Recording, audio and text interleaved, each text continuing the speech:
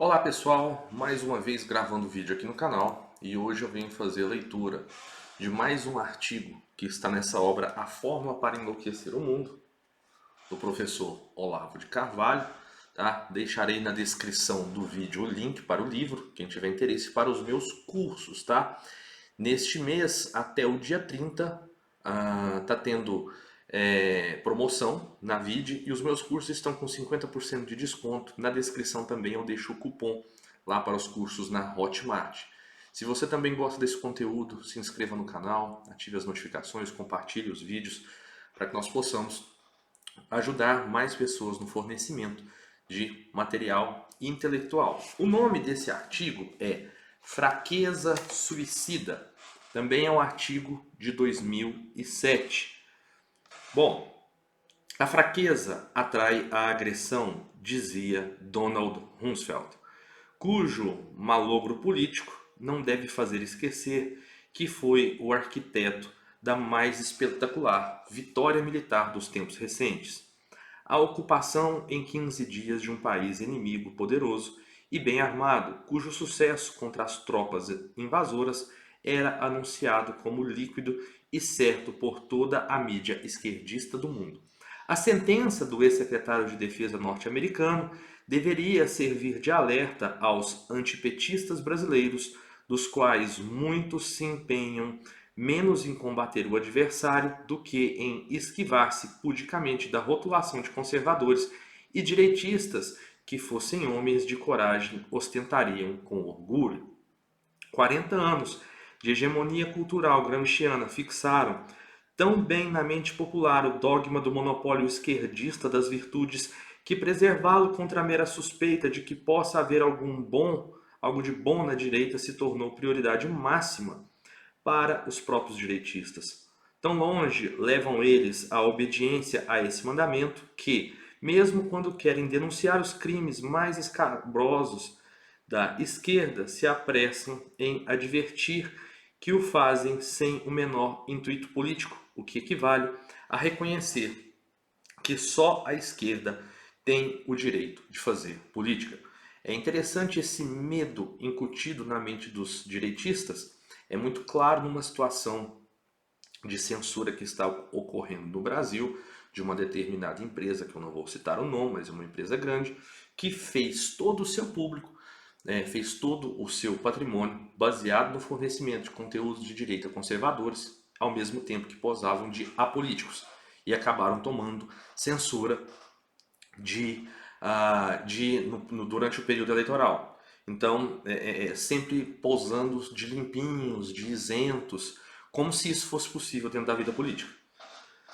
E aí acabaram sofrendo as consequências e as quais poderão ser maiores no ano que vem. Do mesmo modo, quando vêm os prodígios de manipulação esquerdista do noticiário, não ousam cobrar da mídia um espaço justo e digno para as vozes conservadoras, muito menos a publicação de tais ou quais notícias omitidas, o permanente genocídio anticristão no mundo ou das relações amigáveis de PT-FARC, por exemplo, preferindo antes solicitar genérica e abstratamente que ela seja imparcial, o que, além de ser uma impossibilidade prática, resulta em elevar a classe jornalística à condição de juiz em vez de mera divulgadora de dados e opiniões dos quais o único juiz abalizado é o público em geral. É interessante porque essa semana saiu uma entrevista de uma ex-repórter de determinada emissora, onde ela denuncia ali que certos conteúdos, em especial na época da pandemia, eram vetados ou não eram divulgados, ou havia uma manipulação interna.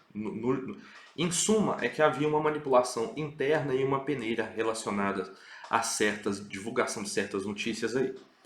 Quando se sentem chocados ante a pregação comunista nas escolas, gemem implorando uma utópica educação à política, em vez de exigir virilmente o confronto aberto entre as ideias da esquerda e da direita, mesmo sabendo que aí estas levariam vantagem arrasadora sobre os suas concorrentes.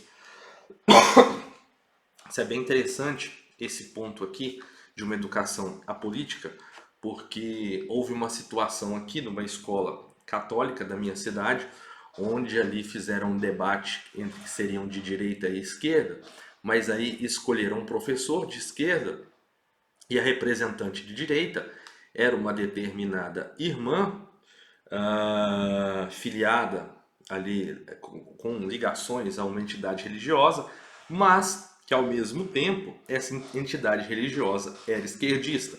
Ou seja, debate entre comadres e esquerdistas, porque aí você pega esse cara, conhecido que é de extrema esquerda, e essa irmã religiosa com um aspecto externo todo, digamos, inocente, angelical, mas que é a direita dentro da esquerda católica, infelizmente. Esse é o padrão dos debates que são possibilitados, quando eles são possibilitados nas escolas.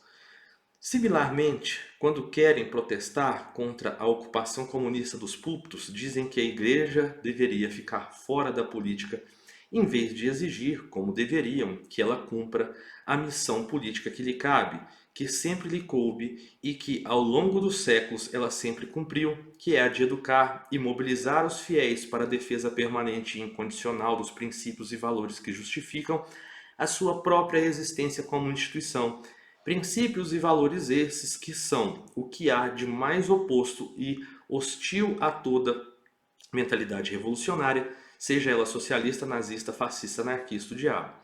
Como depositária da mais imutável e supra-histórica das mensagens, a Igreja não pode jamais ser apolítica, no mínimo porque foi ela mesma que, inspirada nessa mensagem, criou as bases de todas as noções essenciais da política no Ocidente, a começar pelas de liberdade civil e direitos humanos. Principalmente não poderia sê-lo numa época em que a tendência dominante se inspira na ambição revolucionária de historicizar o Evangelho, trazendo o juízo final para dentro do acontecer temporal e usurpando para um partido político o papel de juiz da humanidade, que lhe incumbe exclusivamente a Nosso Senhor. Aqueles que forçam a Igreja a escolher entre ser de esquerda e abster-se de fazer política a obrigam na prática a optar pela primeira alternativa, que tem ao menos o mérito de ser possível.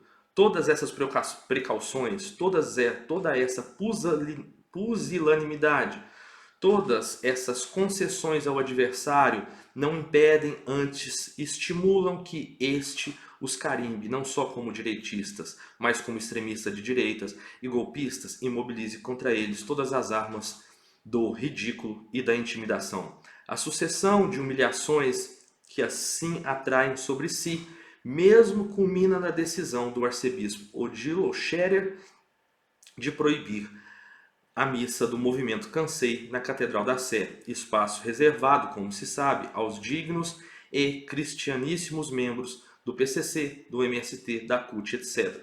Que essa decisão seja tomada sob a desculpa cínica de ser a Igreja uma instituição apolítica deveria advertir os prejudicados que eles fizeram muito mal em fornecer a pessoas indignas de confiança o pretexto retórico que agora estas voltam contra eles. Essa invasão da esquerda dentro da Igreja Católica é uma coisa simplesmente absurda, porque a Igreja Católica, até antes do Concílio Vaticano II, era uma igreja que combatia o comunismo, combatia o nazismo.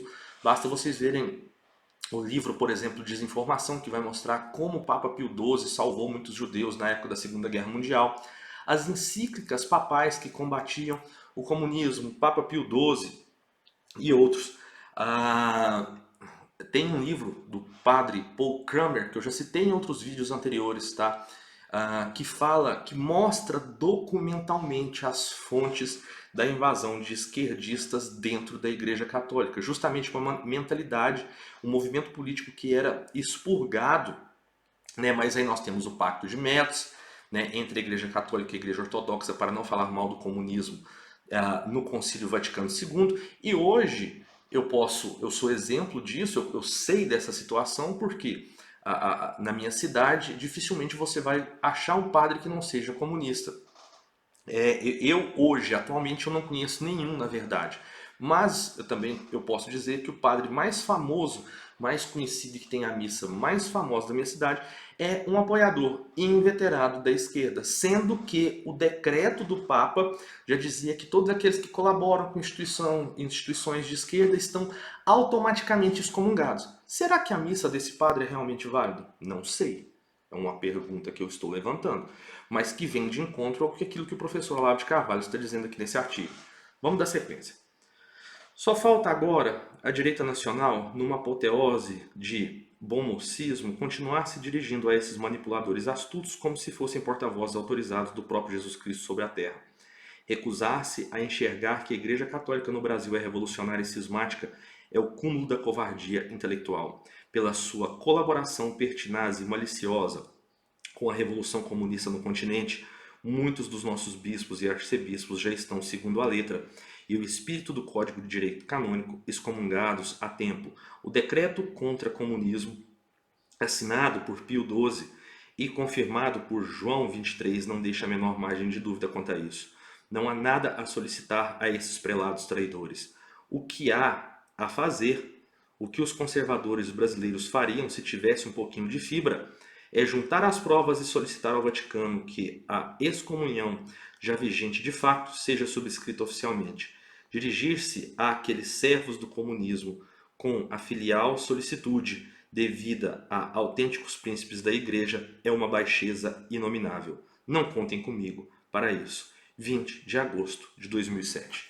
Outra situação que ilustra bem, essa semana eu recebi uma imagem, uma foto divulgada aí por católicos de, supostamente, né, monges franciscanos, né, irmãos franciscanos, fazendo cerimônias de adoração à terra, enfim, uma série de coisas que é tudo aquilo que a Igreja Católica combatia. E aí o padre Paul Kramer vai falar no seu livro que é justamente por ignorar e esconder o terceiro segredo de Fátima, que, ao que tudo indica, estaria falando da crise que a igreja enfrentaria, e ele foi omitido, proibido de ser divulgado, né?